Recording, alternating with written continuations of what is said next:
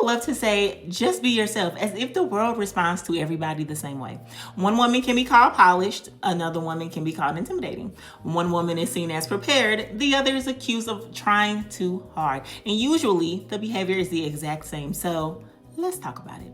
Hi, I'm Dr. Lakeisha Watson, epidemiologist and data storyteller, translating data into public health insights for Black women. Welcome back to Epi Fridays.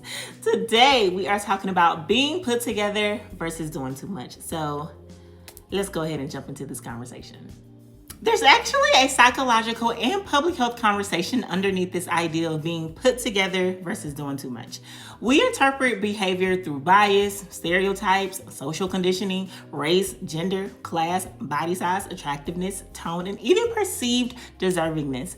The same exact behavior can get completely different reactions depending on who's doing it.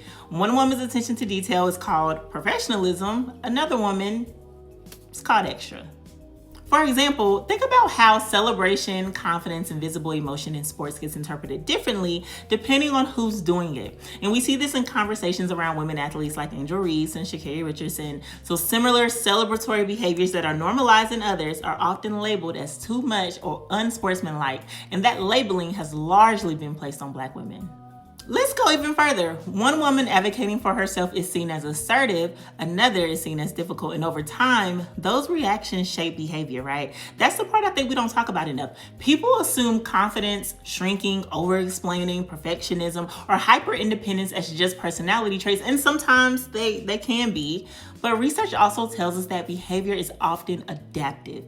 People adapt to repeated exposures. There's research in social epi showing that repeated experiences of discrimination and social evaluation can shape behavior over time. And so people begin to modify how they show up in order to reduce negative outcomes in those environments. So if the world repeatedly rewards you for being small, agreeable, quiet, effortless, low maintenance, you learn what feels socially safe, right? And if the world repeatedly punishes you for visibility and ambition and self-expression or taking up space, you start adjusting yourself before anybody even says anything out loud. And that's what chronic social feedback does. And Black women, we especially navigate this constantly because there's often a very narrow window between being respected and being perceived as too much or too loud or too polished or too educated or too opinionated or too I can literally go on, right? Meanwhile, other people can display the same exact behaviors and be celebrated for it. And that's why perception bias matters, right? Like, yes, let's be real, it can hurt feelings, but also because it changes how people move through the world. It affects stress, self-monitoring, workplace behavior, mental health, decision-making, even how much rest people allow themselves to have. And eventually, some women stop asking, what do I actually want? And start asking, what version of me feels safest for other people? And I feel like I'm coming out of that myself at this stage in my life. And I've been coming to terms with the fact that there wasn't anything wrong with me. I'm actually pretty great. But that shift makes you realize how much of your behavior was shaped by external feedback rather than internal truth.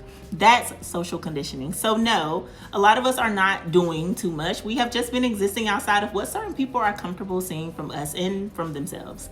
And sometimes the healthiest thing we can do is realize the goal was never to become smaller for other people's comfort. The goal is to stop confusing other people's perceptions with the truth about who we are, because we actually are the ones, like, we're actually her, right? We're the birthday, okay?